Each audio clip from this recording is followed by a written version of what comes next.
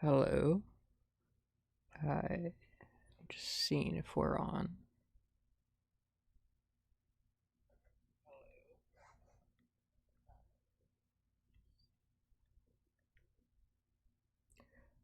Okay. Couple of different things I'm going to be getting to. Hi, this is Re 23. And this is once again the Exotic Cast. Haven't done one of these in a while, so gotta get used to it again, but I have not given up on this, and I don't intend to give up on this. So, some explanations are in order because I do owe an explanation.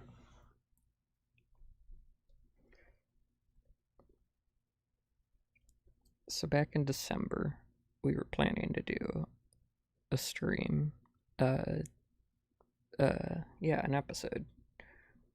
Um, Everything was going well, at least seemingly fine. We were getting plans together and everything. And then a few days before Christmas, my dog died. Uh, she died naturally, but that really got um that really took a toll on me. Uh, she was 17 years old, and I'd had her over half my life.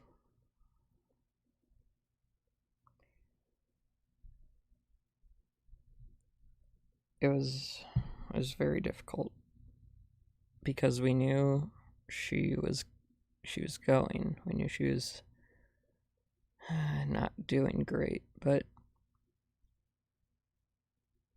even still, she didn't seem like she was that close to the end, but she was, and we lost her. She died naturally by her back door. Uh, if you've never had a dog before, or a pet in general, it might be difficult to understand, but they do become a part of your life, your family, essentially. And especially when you're like me and you had this pet for literally over half of your life, it's very difficult to comprehend what life will be like going forward. And so I needed time to myself. I needed time to be able to really work through what had happened. And I'd say I'm still not completely over it, but I have gotten, I don't want to say used to it. I don't know if I'll ever get used to Angel, my dog, not being around, but I've learned to cope with it better as time has gone on. Now that doesn't excuse everything. I know that. Um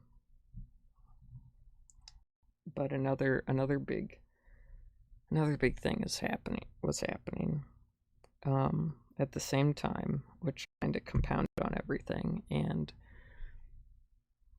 while I have never intended to just get into politics. In my personal life, I'm very into the state of politics in the United States. And this past election was very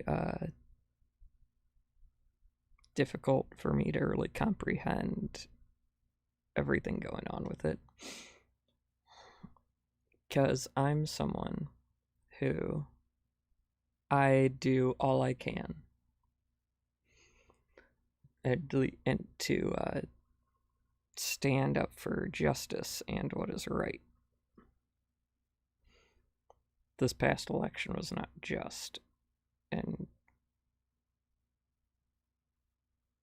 I don't think, I don't trust the outcome because there was so much evidence of just sketchy stuff happening.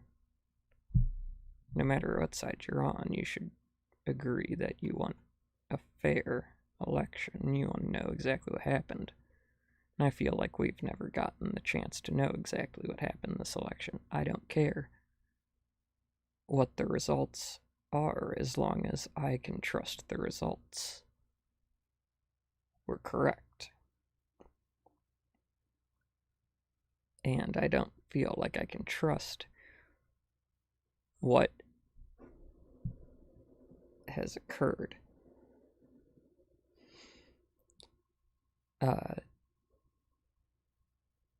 And that's all I'm going to say, because if I go any further, I am going to be at risk of just the hammer coming down on this channel. But yeah, I personally, of my personal opinion, have a very difficult time trusting any final results made without proper investigations, which didn't really happen.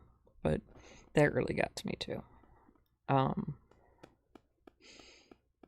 And for quite a while, I was feeling, and I still in some ways feel this, but having a feeling of hopelessness. Hopelessness for the future of a country who is willing to swear in a leader without making sure that this new leader was actually duly elected, without checking into any claims, no matter how, unlikely they were. So this hopelessness, on top of the already difficult situation of losing Angel, my dog, it really took a toll on my mental state. And that was it. Sorry, that it led to me kind of shutting down. Personally, I lost motivation to do basically everything. That's, it's not great. But I've never ever considered harming myself. It's just,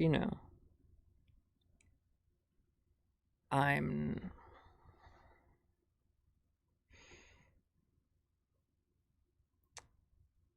sometimes I'm just lost in my own head.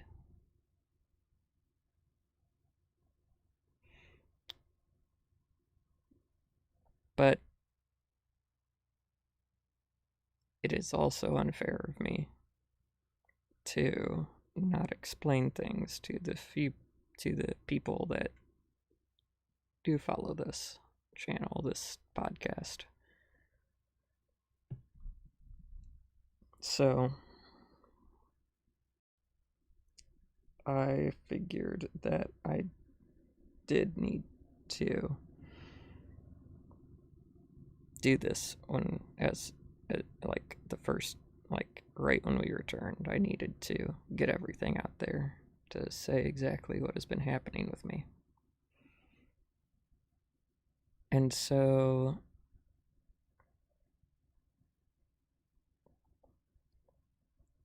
there's been, aside from that, I've been helping family members with different things that they needed help getting done. My mom was going to, I was helping my mom get ready to go visit my brother and his family. And they live like 4.5, 5 hours away. And during this whole pandemic, it's just like making sure she had enough of the things to keep her sanitary and clean so that she wouldn't take any germs with her, and also packing for a longer visit. That took a lot of time as well. Yeah, she's going to be visiting there for like a couple weeks, and she's actually visiting because my brother and his wife had their second child a couple months back. So my mom's gonna help take care of the new baby.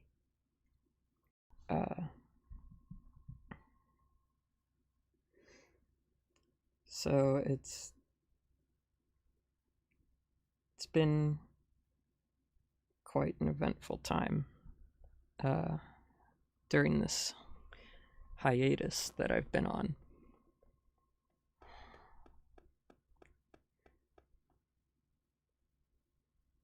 And I had multiple times where I was saying to myself, okay, I'm gonna do this. I'm gonna like do a video. I'm gonna do like a quick live stream explaining everything happening. But every time I was gonna do it, something just popped up, and it was probably looking back, it was very likely things I should have just gotten over.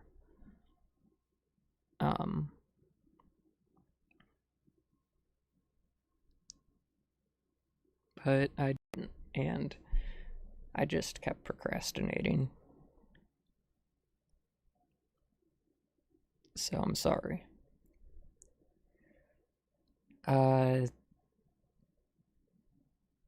Just a quick mention, our new icon, our new channel icon, and this new background was made by Quality.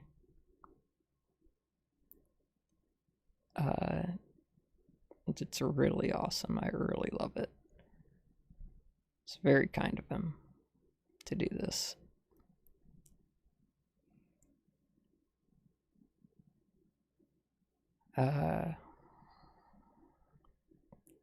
Sorry, it's just I haven't talked a lot about my dog.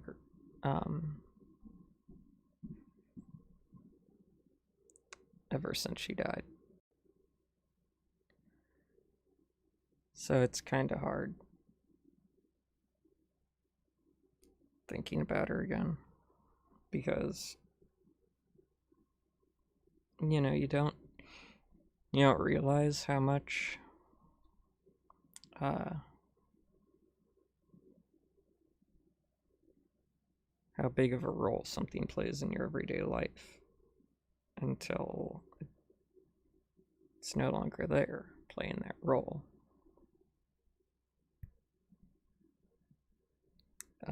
And I quickly discovered my daily routine kind of revolved around Angel. I'd get up 5:30 a.m., anywhere from 5:30 a.m. to 6 a.m. To take her outside and feed her breakfast. And that would be like, and after doing that, I'd kind of be awake for the day. So then I would be doing work, like doing my regular routine and stuff, but she was important because she was the reason I needed to get out of bed. I've struggled with depression throughout my life, and that can make it very difficult to get out of bed sometimes. But knowing that I had to take care of her motivated me enough to never just stay in bed, because I didn't want to hurt her. So I would force myself to get out of bed no matter what, to feed her and take her outside.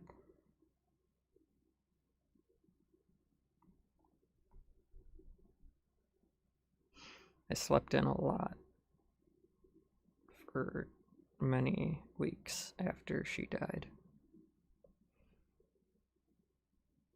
because I no longer had that reason, that, like, in my head, I no longer had that reason to get out of bed. There was nothing to, like, depending on me to get out of bed at that time. So I wouldn't.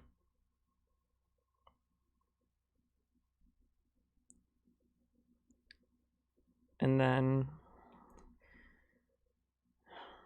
I guess my body was still on enough of a sleep schedule that generally I'd get up near that time, but also not always.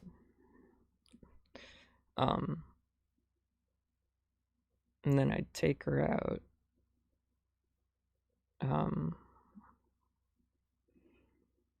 at noon, just, to go to the bathroom, then maybe give her a treat or something. Then sometime between like 1 and 3, I'd take her on a walk.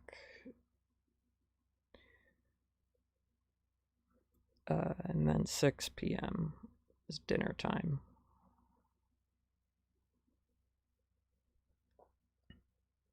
And I had alarms on my phone and stuff for all of this. I still do, because I can't bring myself to get rid of them.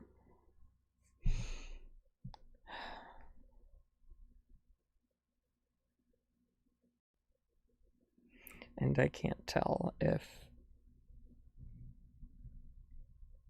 me not getting rid of them, if keeping these reminders, like the alarms, is helpful or hurtful, but I just can't bring myself to, I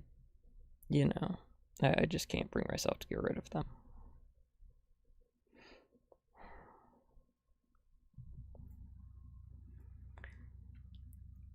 I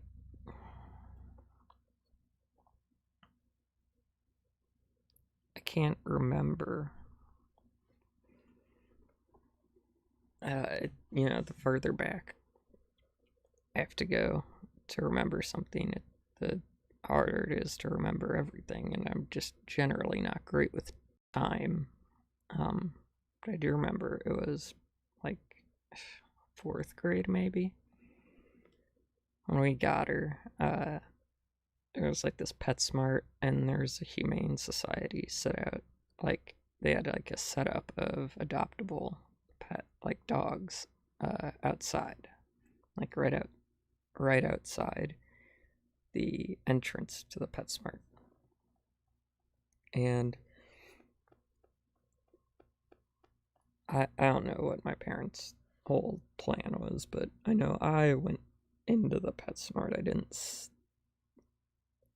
I didn't look too much at dogs that were outside, because I saw there were also adoptable puppies inside. And as a young child, and me as a young child, but probably a lot of people, I really like to get puppies. And so when you see the choice of puppies versus uh, like a year old dog or older, uh, you want to look at the puppies. So I went in and looked at the puppies, and there's like a little wiener dog. Can't remember their name right now, but like I loved that thing. Like as soon as I saw it in the store, uh, but unbeknownst to me, my mom uh, was actually outside. Still was actually outside, like looking at the dogs. The Humane Society uh, had brought, and I forget if she came into the store and got me or had my dad come and get me, but someone came and got me. Like I put the little puppy back. And so they had me, my parents had me sit down, like kind of on the curb in front of the store, uh, and then brought over this 1.5-year-old. That's what they estimated. They didn't have an exact age because she's a rescue, but this 1.5-year-old little black lab mix. Again, we're not sure what she mixed with, but she was definitely not a purebred. That didn't matter. I really don't care when it comes to something like a purebred, but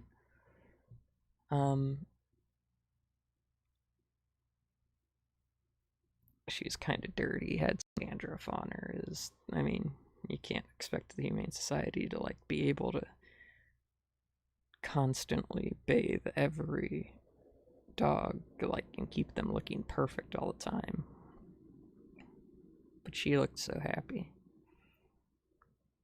Her tail was wagging, and well, actually, I'm probably making that up. I'm probably creating that memory, that part of the memory, because she was very shy around new people. She was probably wagging when my mom had her, because my mom had like been able to kind of stay with her for a few minutes to like so Angel would feel comfortable around her. I loved her. I loved her as soon as I saw her and I pet her, and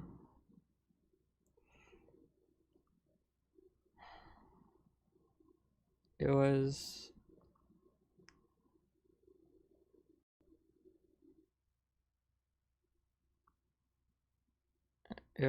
like almost like God put her there.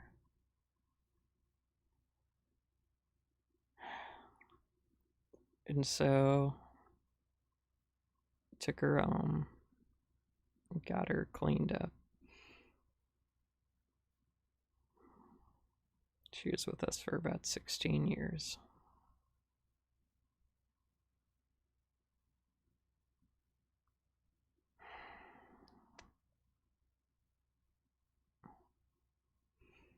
I can't imagine a life, how, what it would have been like without her.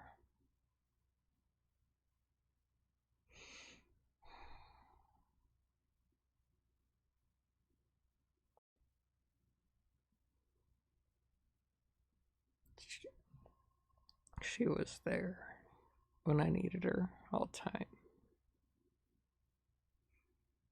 So I could get comfort just out of petting her, maybe hugging her.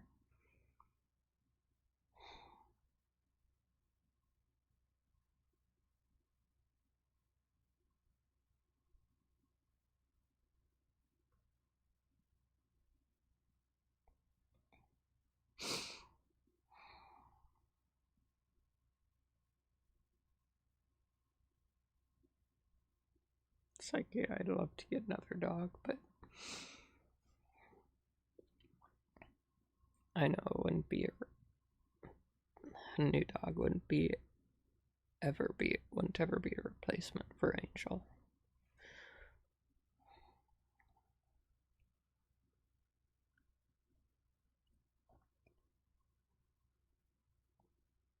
Just like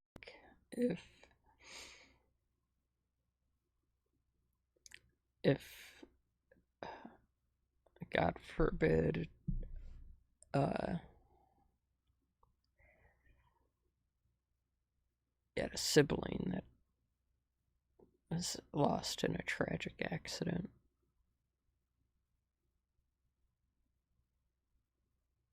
like your parents adopting a child would not replace your sibling. And that's kind of crazy. Like, it's not a perfect analogy because animals and people are not on the same level of importance. But, it's just kind of like you can't.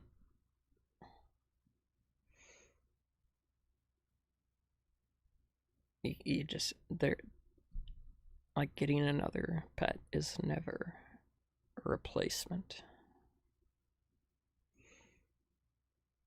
Every pet leaves a mark on your family, on your life.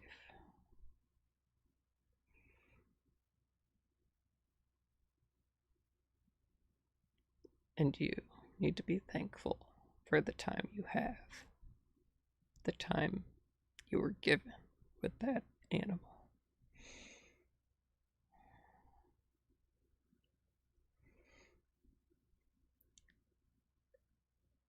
And take advantage of the time they're alive. Spend time taking care of them.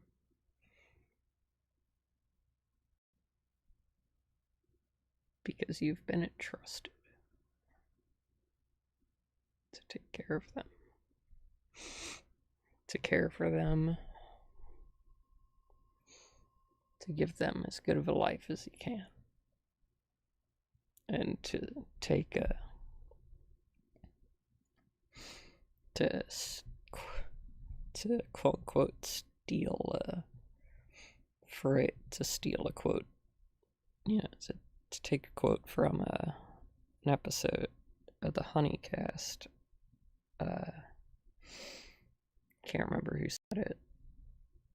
It wasn't Ashley, but it was one of the people that's on there a lot. Was it Nifty? Was the person that plays Nifty? I'm sorry, my mind is racing. I can't think of names right now, but someone donated saying they had just lost their pet, and the Honeycast was like helping them feel a little better for that, in that moment. And then one of them said,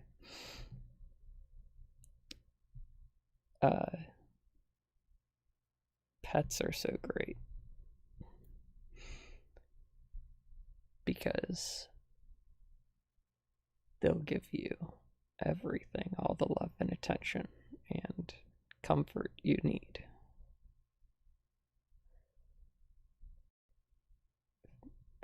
For as long as they can give it. And in return, you get all those good days for one excruciatingly bad day. Just one.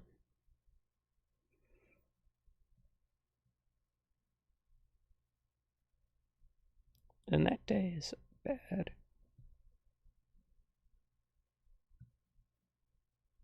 But that day is also important because, you love your pet. So you don't want them to suffer.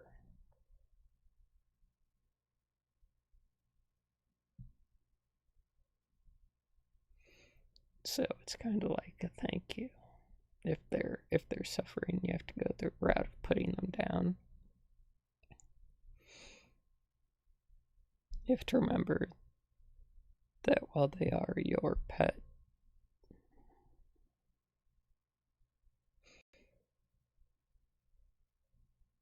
yeah, think about all the time, all the good times they've given, all the good times they've given you over their lifetime.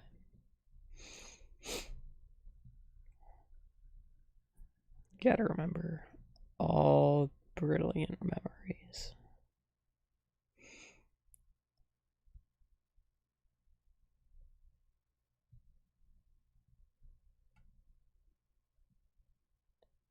Thank you.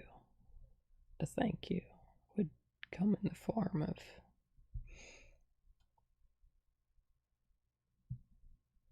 making sure their final hours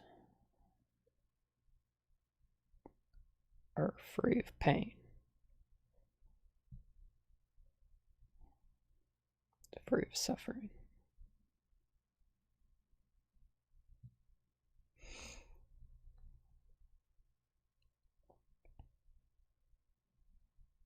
And I know I didn't have to make that decision. And I was going to. We had already called the vet that day, and he said he was going to be coming over, so he was actually going to make a house call because we didn't think she'd be able to make it to like get like make it through a car ride to the vet. I hadn't showered that whole day, and it was like 7 o'clock at night, and Angel was just laying there. She's having some trouble breathing, but she wasn't really struggling. It didn't seem like she was in a lot of pain, and she had appeared to have been stable.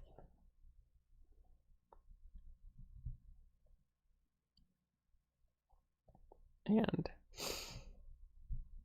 so while I didn't want to leave her side, I didn't want to,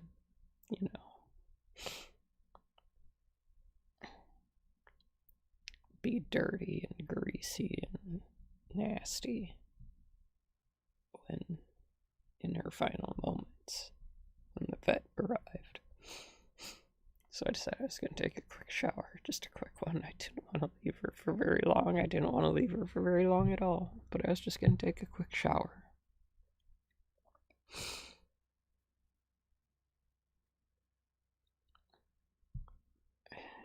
And as I was rinsing off the last of the soap, about to turn off the water to get out, there's a knock on the bathroom door.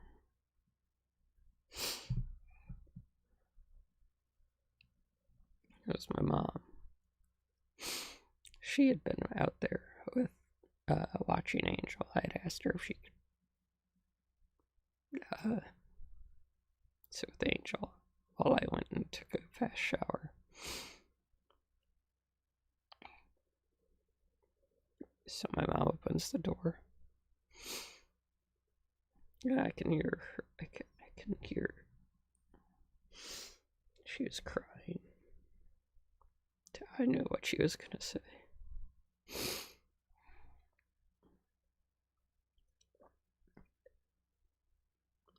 She said,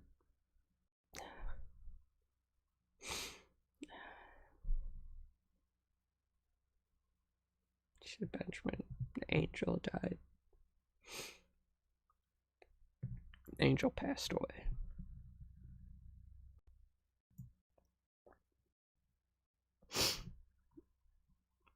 And I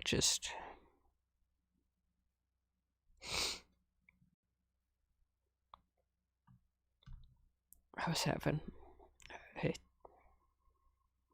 I knew it was going to happen. But it's like you don't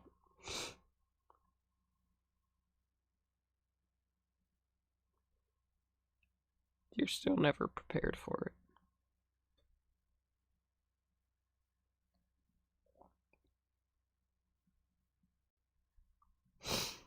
So I turned off the water, got out of the shower, dried off, and I was trying to keep my composure so I could, get dressed. Because, I don't,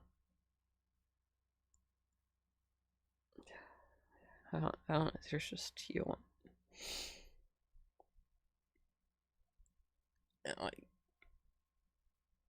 I just wanted to be dressed. I didn't want to be out there in just like boxers and stuff.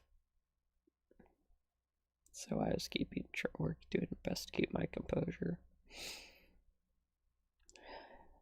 Dried off, got clothes on.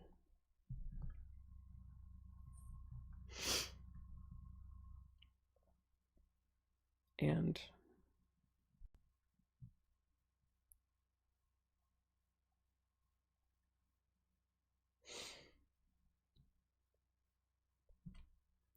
my dad knocked on the door because he didn't know if my mom had told me yet.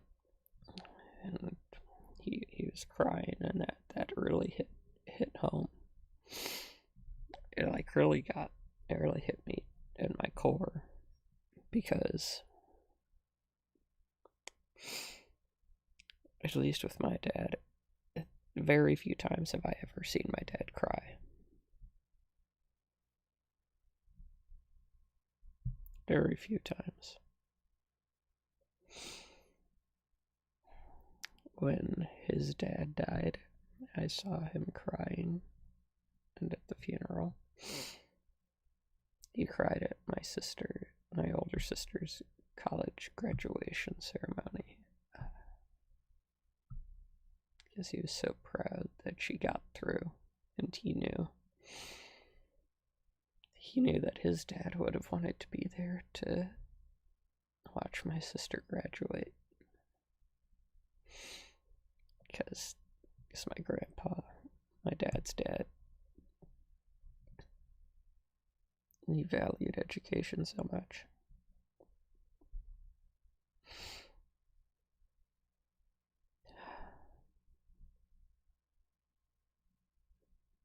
And so my sister graduating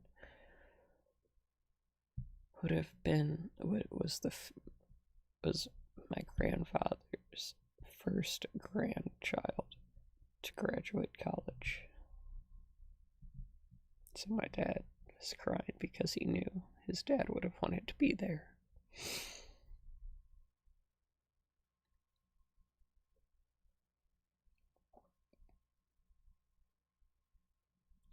When my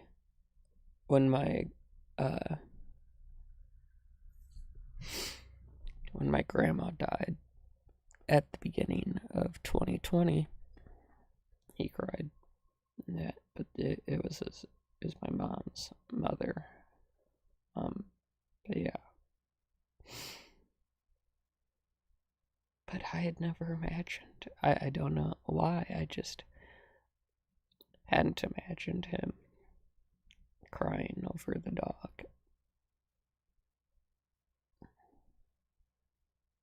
But he did.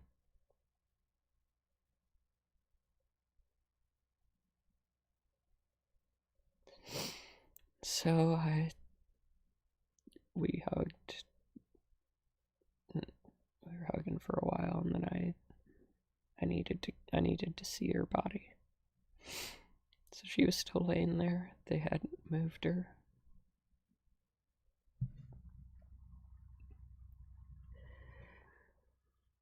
And I just laid there and cried. I cried and I cried and I cried. I was bawling. Like BAWL. Bawling. Because it was over. And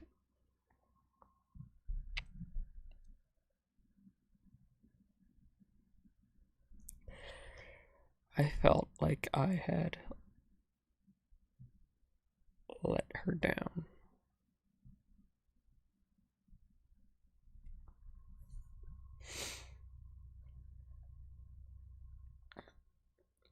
I felt like I'd let Angel down because I wasn't there in her final moments.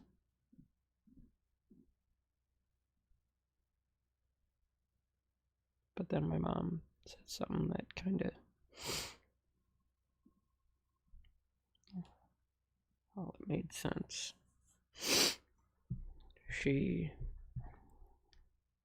My mom believes that Angel waited until I left her side. Waited until I was out of the room to die.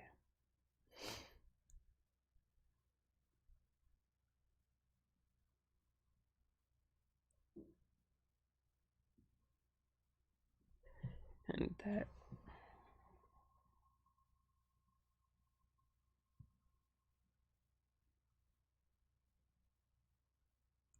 made me change a lot. That changed a lot of my perspective.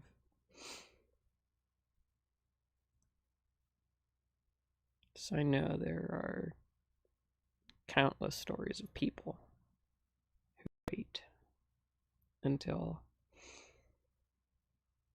all of their immediate family and close friends and stuff have come and said goodbye. And then they wait to be alone in the room and finally give up their spirit. They die.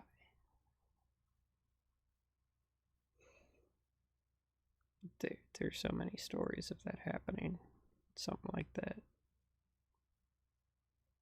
And there are many occurrences and stories and stuff, and like where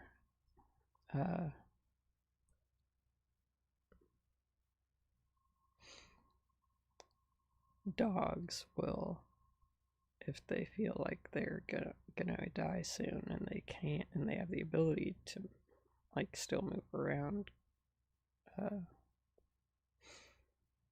they'll try and find somewhere to hide.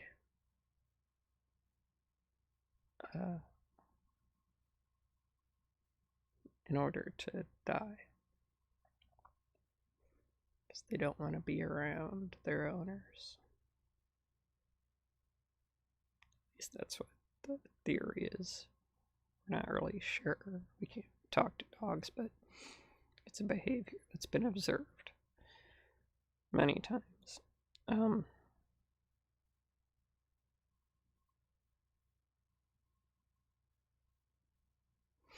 It's so interesting.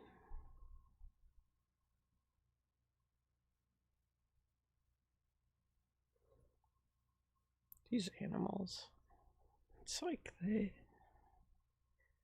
as if they can understand what the impact would be.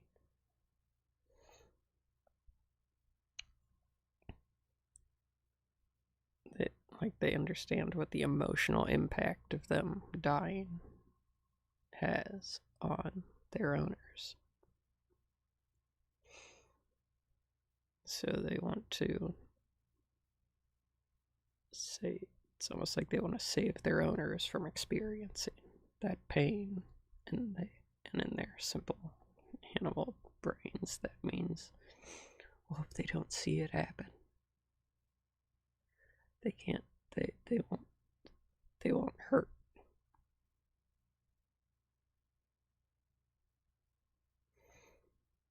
Some people think that's why animals, some people think that's why pets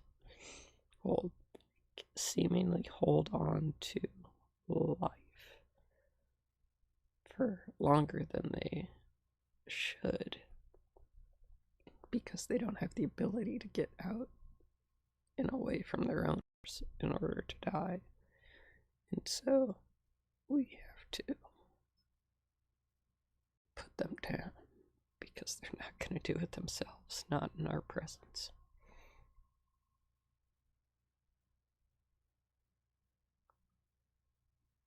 But yeah.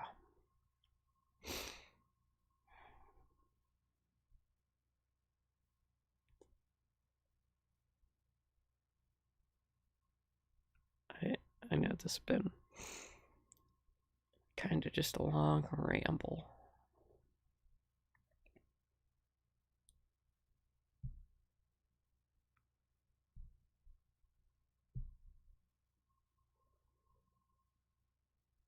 But I feel like now that I've gotten all of that out there, we can get back to normal with this podcast. So I know the title right now says it's number 7, The Return, but I'm gonna change that to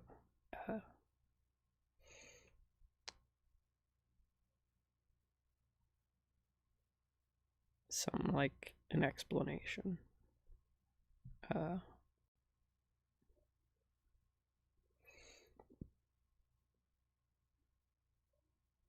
Like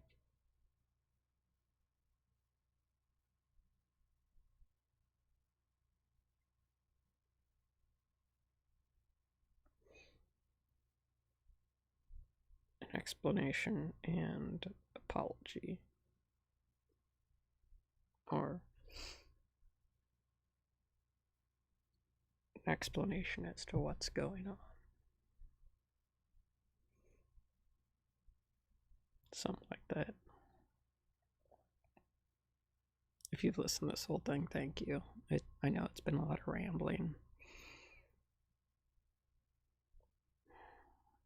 but it needed to be done before we could return.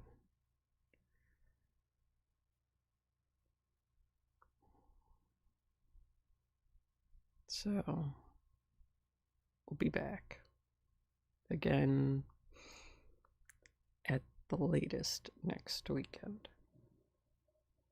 But thank you for staying subscribed, and if you're not subscribed, be sure to subscribe and hit the notification bell and turn on all notifications to be alerted of when we go live, so you don't miss any future casts.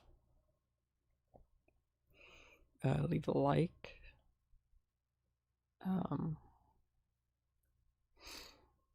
Maybe leave a comment as to what we should talk about in the next episode. And I think that's about it. Thank you. Sorry for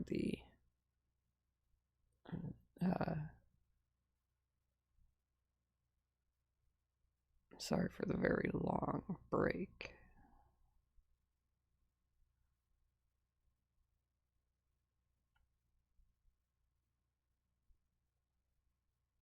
And I'll see you and talk to you next time.